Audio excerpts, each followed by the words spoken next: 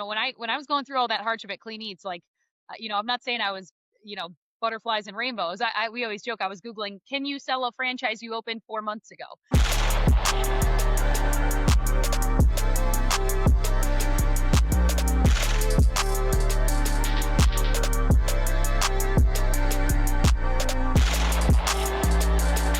Representing Franchise Secrets, Erik Von Horn.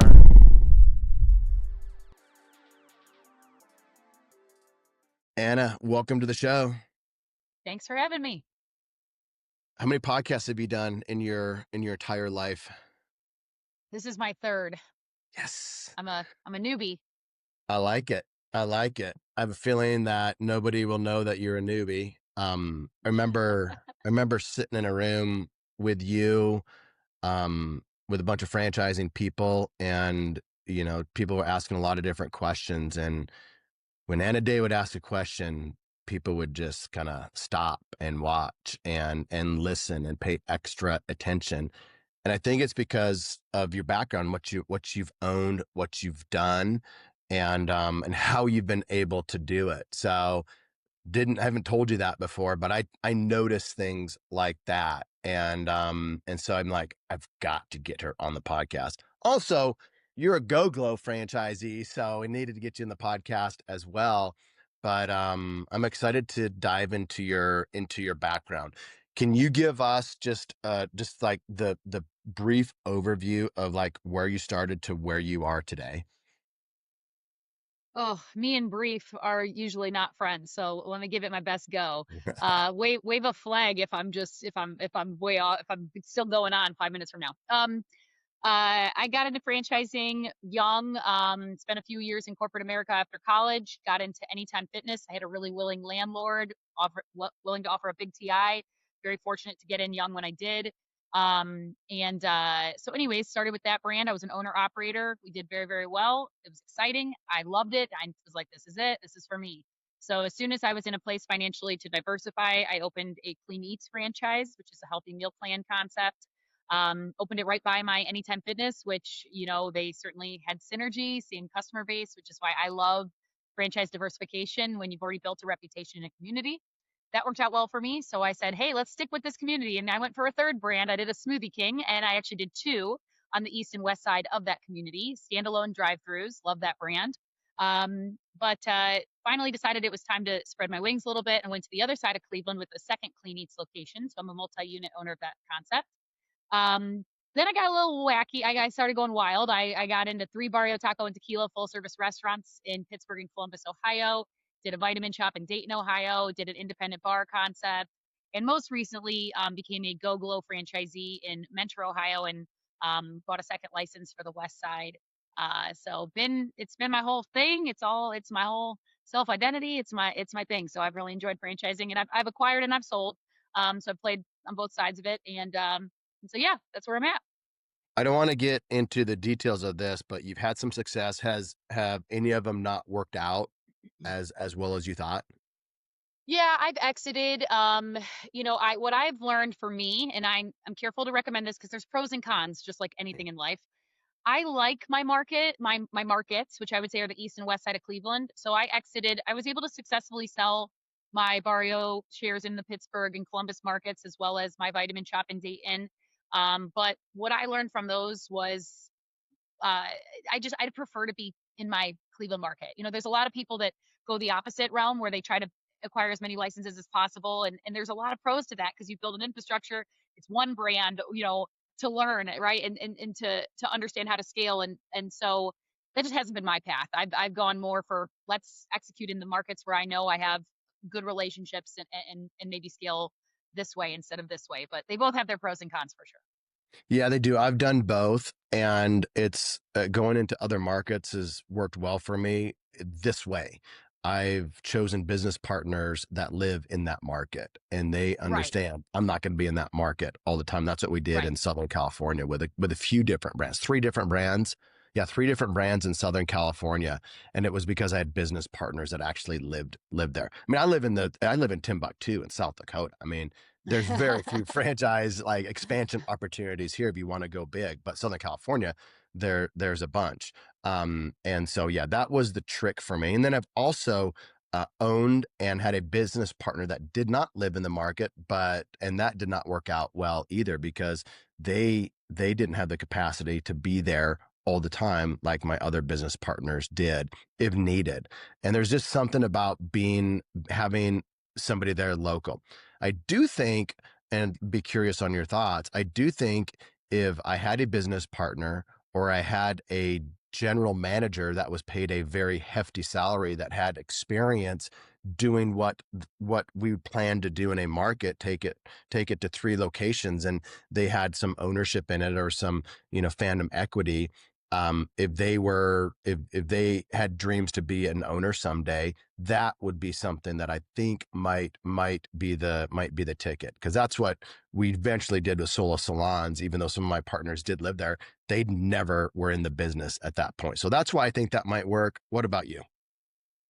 Yeah, I mean, and I actually have done that. I have operating partners now. They started as managers. They didn't start as equity partners. And then after 7 years with me, I'm like, hey, you guys are amazing. You run the show. You don't need me. And Huh? so I felt that it was very much they had earned a piece of the business. And Yeah. also, frankly, I don't want to lose them. So Yeah. I always joke, hey, if you're out, I'm selling. So so yeah, I think that is applicable. In retrospect, if I'm being honest, um, sticking with 1 to 2 brands and growing, downward, it makes so much sense, right? Because you can Yes. create, store level managers, regional managers, area managers, and you can build that true infrastructure. It hasn't been my path, and my path has served me well, but also has not, because it's hard. It's hard to learn that Mhm. many brands. I mean, I've quite literally onboarded to 6 franchise concepts, and that's a process, right? Going through training, learning all their back end systems. I have so many damn emails and Instagrams and and the new menu here, the new product line here, we have this, we're switching payment processors here and loyalty providers here, and so the bandwidth on the route I have taken is challenging. And so I'm not saying I would necessarily do it again the same way I did it, but what I will say is my strongest units have always been in my hometown markets, and so that speaks loudly to me, and I've enjoyed investing in my own stomping grounds, if you will. So pros and cons. Love it. All right. Were you 22 when you started Anytime? 24. You were 24. Um, I think I was around the same age. I think I was like a little bit younger when I started my first franchise in Kansas City.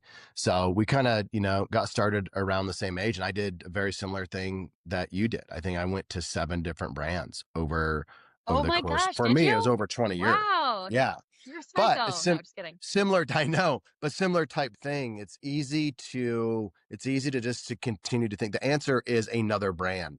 What have you Yeah. learned as you've gone from brand to brand? Um, I want you to speak to franchisees of brands right now. You and I have a very unique perspective between, we have like 13, we have over a dozen brands between us that we've been able to see. And I think all of them have been different brands. We have not overlapped any brands. Except, I'm very heavily involved in GoGlo, but I'm not a franchisee. So we've been Sure. franchisees with over a dozen different brands. Let's talk about franchisees out there. There's some brands that are just easy to be in. The things just work, whether it's the market, the timing, the founder, the stage of the brand or whatnot. I'm guessing, correct me if I'm wrong, Anytime was that one of the easier ones for you because of the stage that they were at and how you were able to plug in? And how did that compare and contrast against some of these other brands? It's so hard. There truly are. I could paint a hard pro and a hard con on any brand I've been in. I mean, because depending on the perspective, I mean, they all have their unique things. I tell you, I loved Anytime Fitness. I love the leadership. The founder Chuck Runyon knows my name to this day, and I was a single unit operator. Every time he saw me at conference, they had 4,500 locations. He said, "Hannah, how we doing?" And he remembered things. I mean, the leadership there was so phenomenal. I'm just a lifelong fan of Chuck and Dave over there at Self Esteem Brands. I had the best experience. Oh, it just and we had the time to exit. Like the Yeah. exit that we chose after 9.5 years, like was I think was perfectly timed for me specifically. And we had an incredible sale. Like we sold at a great multiplier it was just like the perfect experience. And I don't look at franchising as forever, you know. Um, I weigh pros and cons. Probably annually, I'm looking at, okay, what's the right choice here and here and here. And I think that that's a lovely thing about franchising. You can get in, build a great brand, exit when you're ready. There's a lot of people that, you know, you can always typically sell to another franchisee that's in the acquisition stage of their career. Which I've had a lot of success with. I've always sold to existing franchisees. So yeah, yes, I guess to answer your question, Erik, Anytime Fitness had a lot of pros, but you know, they also had struggles because they were founded as a 24/7 key fob access brand that was supposed to be convenience and passive for owners. And then when other players got into that and Planet Fitness got into it for $10 a month, they said, whoa, whoa, whoa, we need active owners. We need owners that know their members' names. We need high training penetration. We need group training now. And so just like any brand, you know, they had to pivot and reevaluate and create their brand proposition and then recreate it over and over again. So, you know, yeah, I guess, you know, and again, every brand has gone through that. And as franchisees, we just do what we can to stay relevant and follow the lead of our franchisor. So that's an interesting perspective because I've been a part of brands and there's a necessary pivot, a necessary change, a necessary, you know, levers that need to be pulled to be able to move forward and for franchisees to be successful and the franchisor to be successful. That was group training, active owners, etc. at any time. Were there owners that resisted that? Like, I didn't buy into this. I bought into Yes. 24/7. I didn't buy into all this other stuff. What was that dynamic like? Yes, 100%. And actually, I don't want to speak too much on behalf of Anytime Fitness, but my understanding is that when people inquire about the closures of some of their stores, which I think are honestly people who have just fulfilled their 10 years with the brand and are just, you know, I don't necessarily think it's quote unquote going out of business so much as like choosing not to renew. But that's Anytime Fitness's stance on that is, yeah, you know, some of our original owners, they bought in for a different brand experience than what we now offer. And that's just the life of business. You know, things change. We can't always predict what's going to change. And so, yes, the original, very OG owners of Anytime Fitness, you know, in the, you know, early 2000s, you know, 2000, I don't even know, 7 through 2015, you know, they were really sold like, hey, you're going to get your member a key fob. They're going to come 24/7 chilling. Like, right. You just get those dues, put a manager in there, you know, I don't know, 30 hours a week and you're hanging out. Right. And so, and then it switched to, hey, you need active, really active programs. So yeah, absolutely. Were their owners upset by that? Did they feel that that wasn't and also on the other side, Anytime Fitness changed the brand profile of the candidates they were looking for because before it was really about, do you have the capital? It didn't really matter. Do you have a extensive fitness background? Are you passionate about this industry? Do you want to learn your members' names and be involved? It was just, do you want to put up a really nice passive, kind of more like a salon lofts concept? And that changed. And so, yes, I think there was pushback from some owners, and other owners were willing to pivot and stay successful in that regard. So it's just kind of I, I I think it sounds like anybody listening, they're like, yeah, of course you would want to pivot. You'd want to change. You would want to, you know, move forward with the times and take these opportunities you know, to increase revenue, increase profits. You'd want to do that. right. But if you're one of the OGs, you're like, I didn't sign up for this. So it's Right. like, this is real to people. But I think it's helpful for franchisees, even in emerging brands. So that we're talking about an existing brand that evolved over years. Emerging brands do the same thing as they are, you know, they have 5 or 10 or 15 franchisees, you know, on the path to 50, on the path to 100 franchisees that they're growing at a good rate. There are going to be things that change. And whether it's focuses, whether it's product, whether it's the service, whether it's whatever it is, there will be things that change. And I think that's hard for some emerging brands and their early franchisees. Have you seen the same thing? Because you've been a part of some emerging ones as well. For sure. Oh my gosh, yes. So, yes, I could give a million examples, but like with my Clean Eats franchise, you know, when we first opened, we were cooking everything in-house and then we had to cool it because we lit it into meal plan containers and you can't lid hot food. It's more prone to bacteria growth. So, we're, you know, selling 4,000 meals a week and we are cooking all the meat, cooking the vegetables, cooking the rice, the pasta, the carbohydrates, then cooling them in a walk-in because they have to cool to a certain temperature, then cutting them, assembling them, weighing them and lidding them.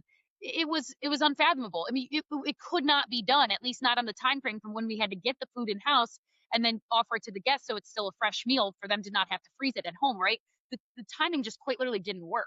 And it was exhausting and painful. And I love my founders at Clean Eats so much. They're like my true friends. It's been so cool. I feel like we've been in the journey together because I was one of their first couple dozen franchisees. And they're like, yeah, we get it. We're figuring it out. And so now we have a lot of proteins that come in pre-cooked, and they're still great quality. But frankly, it had to happen. We didn't have a choice. And it also avoids the liability of undercooked proteins, and somebody didn't stick the meat in the right spot to make sure it was cooked to temp and all that good stuff. So that brand had to evolve because our backs were against the wall as franchisees. Like, I can only pull so many all nighters. And so cooking food in the kitchen at 4 a.m, and that's what it was. And I always joke with new franchisees when they have complaints like, oh, you don't know how it used to be. Like, when your parents say like, we used to walk miles to school every day. So, yes, that was my hardest brand to get off the ground. And it's actually been, from an EBITDA standpoint, my most successful brand over time, but it was very hard at the beginning. And I'm very grateful that my franchisors recognized this won't work if we want to scale, and we need to find solutions. And they did. That's a great perspective. And I think franchise buyers out there, listen to this, take note of this, because a lot of franchise buyers are buying emerging brands right now, as you know, and just know, like, this is the plan today, but you want a founder that's innovative. You want a founder that's going to see changes and see opportunity and pivot when they need to pivot and make the changes that need to be made. So like, that's normal, whether you like it or not. That's normal. I also want to, you talked about just franchisees in general. You kind of, you and I both had been a franchisee with a lot of different brands.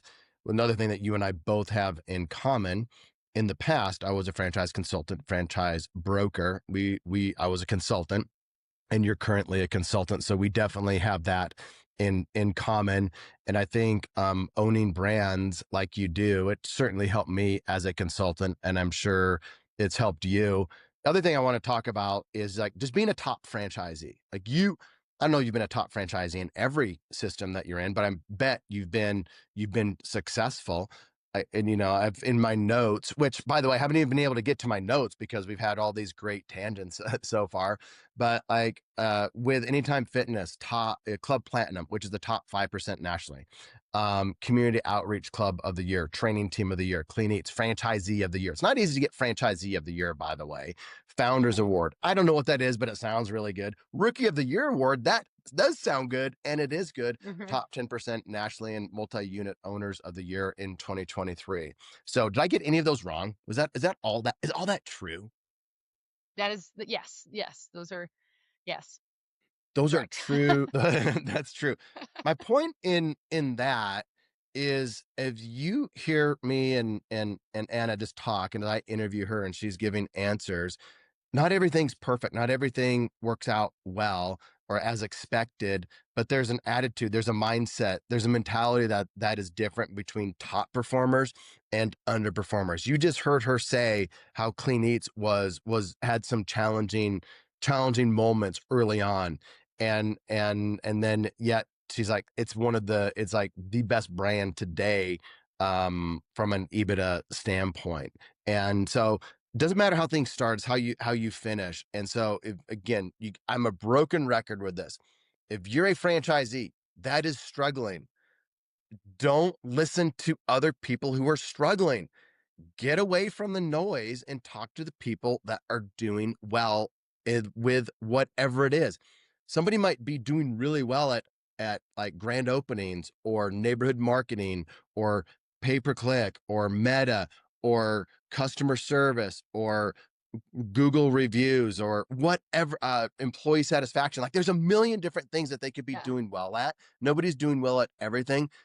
Listen and learn from those franchisees. I say this all the time, but it's so easy. I've been there. I get sucked into the drama, the noise of what's going wrong in a brand.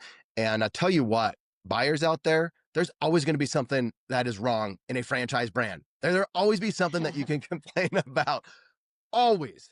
You have the choice to go down that rabbit hole or be Franchisee of the Year Award, Rookie of the Year Award, top 5% nationally. And it's really your choice and how you start to respond to the challenges in front of you. Any comments on that before I move on? Yeah, I mean, I think that's fair. I think that when I was going through all that hardship at Clean Eats, like, I'm not saying I was, you know, butterflies and rainbows. We always joke. I was googling, can you sell a franchise you opened 4 months ago? You know, me and my husband always joke about that. And now here we are, whatever it is, 8 years later, and we love our Clean Eats babies. They rock and roll. We have incredible leadership. We go in there.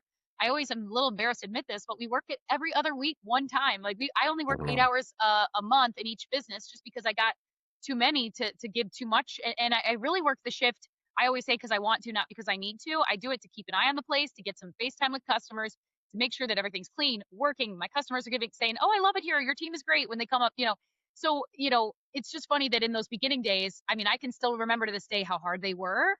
And if I could have just seen the future, oh, what a weight it would have been off my shoulders and off my back. And so I think it's also just like, calm down, take a deep breath, let's get through it. The only time that it becomes extremely emotionally challenging is when you're financially up against the wall. And that's why as a consultant, like, let's look at that financial scenario and make sure that you've got runway. Like, I don't like to push people to the top of their qualification where they're stressed. We need some time. Let's like take a deep breath, because as long as you've got a little bit of runway financially, we'll get there. But that's one thing I think as a consultant, I'm a little more conservative on, because that's really the only time that it can get a little bit hairy. So otherwise, take a deep breath. It'll work out. You just got to grind through the first, 3, 6, 12 months, as you're building this business. Could you have, if you could have sold it, would you have sold it? When you were Maybe I Googling how was to get out of dying. it, Yeah, would you have probably. sold it?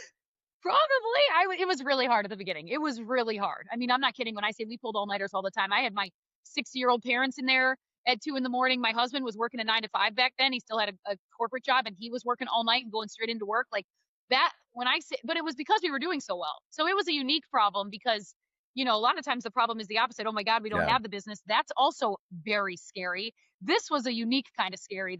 But people say, "Oh, if the money's rolling, who cares?" No, you do care. When you don't see a light at the end of the tunnel and you can't figure out how to create an infrastructure that you could fathom would work, that was a different type of scary. And I've had the other kind of scary too. Like, we opened one of our Smoothie Kings and like no one came, and we were like, "Wait, what?" So, had to figure out that scary too. And we did, and now that Smoothie King does better than my other one that had a robust grand opening. So, there's always different things. But to answer your question, would I have sold it? I don't know. Probably. Going back to that mindset I was in, I mean, it was pretty scary back then. So. Attention, franchisors and franchisees. There are two really important resources that I want to share with you that will help you avoid costly mistakes and increase your enterprise value. The first is our free Facebook group. It's a community that has over 4,000 franchisees and franchisors in it. When somebody asks a question, they get honest and authentic answers from multiple perspectives. You can join the group for free over at franchisesecrets.com/Facebook. The second resource I want to share with you is if you're a franchisee and you want to be around a community of successful Zs and other brands and in other industries, this is why I created the Franchisee Mastermind. If you want access to the best single and multi-unit owners to know what they're doing, or if you want to be around other multi-brand owners, then you'll want to check out my Franchisee Mastermind. The reason why people join is they want access to my Rolodex, my connections, to each other. They want a shortcut success, both short-term and long-term. Links will be in the show notes or at scalablefranchise.com. What's the difference? Why did one of these Smoothie Kings like take off and do well, and then one was a harder ramp up, but now it's probably outperforming the other one? Like, give us some insight in that, because the reason I ask is I know we've gone into different markets and different brands that I've been in, knowing one's going to be harder, but also the harder one is going to be the more stable, successful one long term versus the quick cash flow and not as much EBITDA down the road. Easy answer. My first one was in my backyard, right? So the first one we opened, my hometown, right? Like right down the street from my Anytime Fitness, right down the street from my Clean Eats. Like, we destroyed it. Our numbers out the gate were insane. In fact, it's kind of depressing because we'll never hit those numbers again. Our first, which was hard because our team was the least prepared they will be, right? They're all still new, and that's when we're busiest. So that was challenging again in its own unique way. But then the other one we opened is only 20 minutes away, but I just don't have the footprint there. I thought I had more reach there than I later realized I did. We got lazy on grand opening marketing because I'm like, I put it up and they come. I don't need to worry about it. And so then we opened and it was like quite literally crickets. Like we opened and we're like, no cars have come through. And it's like a beautiful standalone drive-through, stunning building. I mean, it's gorgeous. And I'm like, wait, where are like the lines of customers? And so I had to learn, and that was a good lesson for me because I was getting really spoiled. I kept putting these things in my backyard where I went to high school. My husband went to high school. My mom was a teacher for 35 years. And I'm like, I just put it up and oh, the people flood. And then I learned, okay, no, sometimes you actually have to spend some money on marketing and hit the streets and do some grassroots marketing and yeah, but now that second location is significantly a higher revenue location than my first, which just from a demographic standpoint, to your point, Erik, it should have been, right? But yeah, so it's just kind of funny. I was like, it was a nice little wake up call for me. Yeah, I've seen that. I think first location in general for most people does really well because you're giving it so much time and attention, especially if you have a good like second in command there. If you have a good manager, a really good manager and a really good marketer, if you have one of those in your first location, if it's like retail based and you crush it, you should expect your next one to probably not do as well because you're taking away your people from your first one, putting them into your second one, and you might not be as focused as you were on your first one. On the flip side, if you didn't do as well on your first one, you probably learned some things that you should do better on your second one. And maybe it's triple up on grassroots marketing. It's, spend more on marketing. Maybe it's building better relationships with neighboring businesses. So that second one, if you didn't do very well in your first one, could very well outpace that second one. So it's, Yeah. any comments on that? Have you seen anything like Yeah, that? I think it just really does depend. There's a lot of variables, but I know what you're saying. Like it's almost like once you've done one, you the second and third, you start to get, I don't want to say lazier, but you're like, oh, I got this. And I think when people open their first business, especially if it's their like literal first business as a, family or as an individual, like they should be putting a lot of their heart, soul, thought into it. And then, even me with my most recent GoGlo, we had a great first opening. We did over 600 services our first month, but like, could I have done more? Yes. And I told the franchisors that. I said, listen, well, the corporate team, I should say. I said, I know I could get out there more. I've got a lot on my plate. I'll have year over year growth, right? And so, and we've had a pretty good start, but would I have done more if it was my first business? Absolutely. Oh my gosh, I was all in, right? And now it's like, yeah, I'll get there. I'll get to it. And so, I think first time franchisees can sometimes be the best franchisees because they're so passionate and they're not been there, done that, that kind of mentality. So.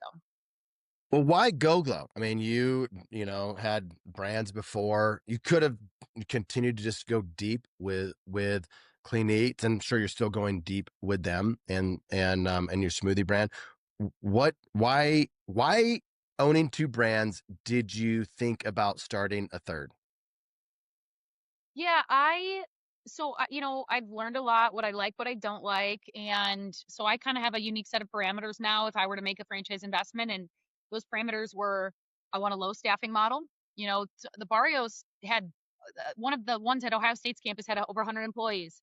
And, I was a partner in that brand. I was not the exclusive owner. And, but that was very overwhelming and scary, frankly. It's a very high revenue business, but very small room for error on those margins in a full service restaurant business with that type of a labor footprint. So I wanted small staffing. I like small square footage. I don't like to pay rent if I don't have to. I'm the type of person, if the brand says, oh, you can go 1,500 to 2,000, I'm trying to go 1,400 and get approval. I know it's my biggest fixed cost. I believe I can crunch every dollar out of space, and I don't like unused and irrelevant space. So I like a small square footage brand that I can get a nice rent rate on with a inexpensive build out. GoGlo offered that. I like low employee model. GoGlo offered that. And I'm a spray tan girly. I love the service, and I'm aware of the fact that when you want a spray tan, it's usually like finding Jenny out of her basement and hoping she's got availability and she's at home and she's not at her son's baseball game tonight. Like it was just a service that I felt that there wasn't a provider that just offered it when you needed it, same day bookings consistently. I felt like there was just opportunity in the space. I think that trends are aligning with less, bacon and tanning beds, right? We know, ironically, I just got skin cancer right here taken off. And it was like, oh my God, but it was like a sign from the Lord. I was meant to open a GoGlo. Now I have a skin, you know. But no, I baked in the tanning beds. I was in the Jersey Shore era. That's how we grew up. I mean, I'm a pale pink undertone freckly human that was living in tanning beds. I mean, I was begging for bad consequences that I have now, you know, just probably begun to receive. So yeah, I believe in the trend forecast for spray tanning. I don't think having a glow or having a tan is going to go anywhere. I feel like it's just, you know, you wake up with a little color, you feel a little better, most people. So I don't think from an aesthetic standpoint it's going to change that people like having a tan, but I do think that behaviors to get one will change. And so that's why I invested in GoGlo. I like the small square footage. I liked the low labor model. Oh, and I also liked that it was untrained labor, right? Meaning my girls, I can teach them in house. They don't need a certification or an education. They don't need to be any specific trade background or educational background. They can come in and we can teach them the trade of spray tanning. And meaning I could hire anyone that just has good customer service and that I like. And so that made my labor pool really simple. So yeah, those were all variables that worked for me. And again, I just felt like there was an opportunity in the market and an opportunity in the industry and the forecast for the industry.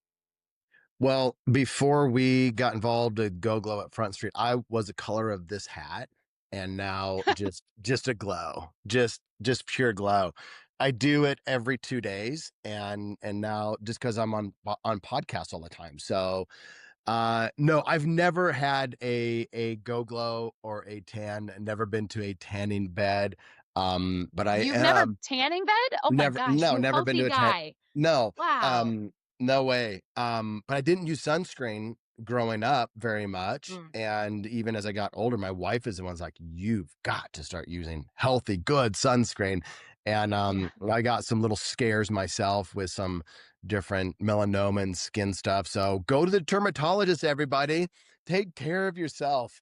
Yep. And that reminds me, like, just in terms of like GoGlo is good from an aesthetics and you get that tan, but like talk about their products. What do you like about their products in general? Kind of like just more skincare and healthy aspect of that. Was that anything that was interesting to you?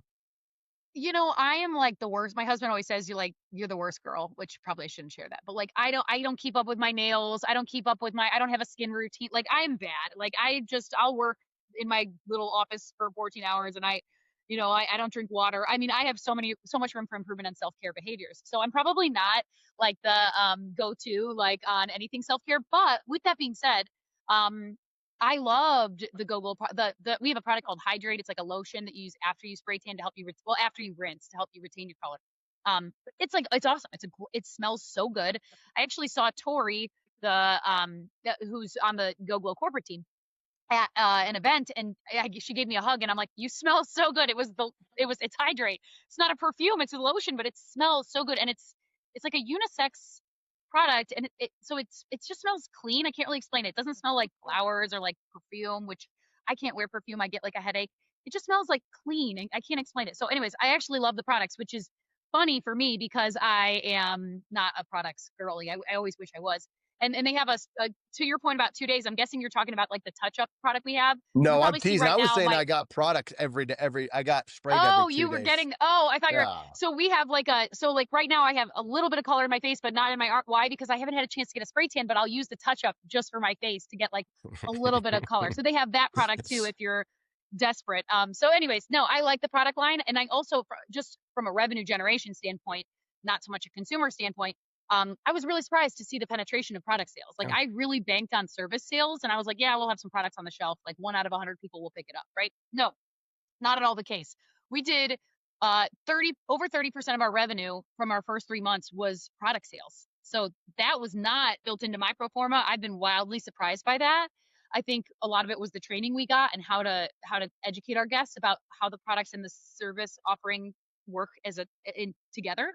But that's been really cool. So from a revenue generation standpoint, it's exciting to know that that's such a legitimate part of the business model. Well, and so speaking to franchisees and franchisors out there, really to a lot of franchisors, we knew at Front Street, GoGlo had some amazing products that nobody else has access to. And what we wanted to do was when you get a customer, it's easier to increase that ticket size and that lifetime value of that customer. So you have a customer, to make more revenue in a store, you can either just continue to add more customers, lose less customers, or add to that average ticket size in the store. And we want to do all of it, but we wanted to add to that ticket size. And so we brought in at the Front Street level, someone on our team that has a massive amount of experience in consumer products. So he's been able to help that increase a lot. I remember doing, I spent hours interviewing Mel, the founder, over at GoGlo. And I said, we are just going to record content. I'm just going to interview. We weren't even recording content. I'm just going to record you talking about the product because she's so passionate about it. And so we spent hours and I just ask a question and she goes forever. And then I took all of that and then I put that into a custom GPT that is all just about GoGlo products and around sales and marketing. And then I gave that to the corporate team. So now they can always whip up different content and stuff. And it's really easy for them to do because it's Mel's brain and how she's done it for so many years. And then their team can take that and do really cool things with that. So founders out there, do things like that. Get whoever has the brain trust of whether it's product, it's systems, it's operations, or whatever it is, you want to get them on recording, talking about these types of things, because you can really, with AI, utilize a lot of that information. All right. I have another question for you. Sure. Philanthropy. You started the 24 and 24 Foundation. I think I got that name right. Tell me a little bit about that because you started it, years ago. So give me some insights into that. It's badass, Erik. It's the coolest thing I'll ever do. It's the coolest thing I've ever done. Back in 2015, I had this weird idea. It's so weird looking back on it. I can remember where I was. I can remember just how it came upon me. I was sleeping, couldn't sleep. I was in my bed, and this is back when I owned the Anytime Fitness, and I was always kind of thinking of like outreach ideas or like challenge ideas or ways to get my members engaged. And I was like, I came up with this idea. I wonder if anyone has ever tried to run 1 mile on the hour, every hour, and do it for a calendar day. So they run a mile at noon, and then at 1 o'clock p.m., and then at 2 o'clock p.m., and so on. But they do it through 2 a.m., 3 a.m., 4 a.m., etc. And I was like, would it be easy because it's just 1 mile at a time, or would it be really freaking hard because it's this staccato start and stop, start and stop, start and stop, and you essentially run a marathon over the course of a day, but in these little tiny increments when you normally would be sleeping, And so I was like, is it even possible? Is it easy? Is it hard? And so it all started with the idea of the physical challenge part of it. And then I was like, well, and I remember I got out of bed because I'm like, I think I'm onto something. I went down to this little desk we used to have in our condo back then. And I started writing down names of people I could think of that I thought would do it. Like people from my gym, like the craziest runner people. And then I'm like, well, everyone will just tell me like, you're weird. I don't want to do that. That sounds hard and stupid. And so I'm like, I need a cause. Like I need a reason. And so I had gotten this Facebook message from a local family. Their son was battling leukemia. And it was like the same day I'd gotten this message. So it was fresh in mind. And I reached out to this family like at 3 a.m. on Facebook. I'm like, hi, I own a local gym. I have this really weird fundraiser idea. I think it would be a fundraiser. I don't know. And would you want to be the recipient of the proceeds if I'm able to pull this off? And they wrote back like, oh my gosh, yes.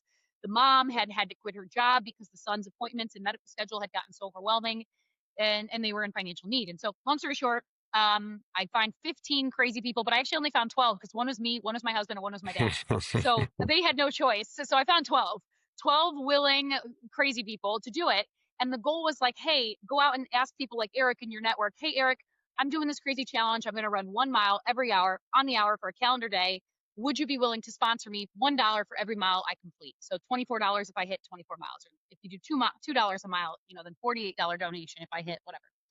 Anyway, so we all went out and did this. We raised $13,000 for this local family, this local boy. It was really cool. We all it was hard, but we supported each other through the middle of the night. And it ended up being this like really hard, but also like fulfilling event. And so I'll fast forward now to present day. It has grown. It has become insane. Now I have over 50 corporate sponsors. We have raised over $2.6 million since creation. It went from being hosted in my little baby gym to 2 years ago, we hosted it at a Major League Baseball stadium, the Cleveland Guardians, formerly the Cleveland Indians. We rented out the entire stadium for a 24-hour event, and we ran around the Cleveland Major League Baseball stadium. Now we do it at an Olympic training center because we prefer an indoor venue because of weather related issues. But it was cool to say we've done it once at a major league stadium, and who knows, maybe one year we'll go back. But I mean, it's just grown into an absolute force. We've now raised enough money to grant big wishes for hundreds and hundreds of local children battling life-threatening illnesses. The kids come out to the event. They hug the runners when they complete their 24th mile, put the medal on their head if they're healthy enough to be there. It is the bomb. It's the coolest thing ever. And so, yeah, I'm very proud of it. How do you have time to do everything in the day? Like, just give us because people are like, oh my gosh, when does she rest? When does she take vacation? When does she, get everything done? And so just give us a sense of like how your brain works, what you're good at, what you focus on, what you don't focus on.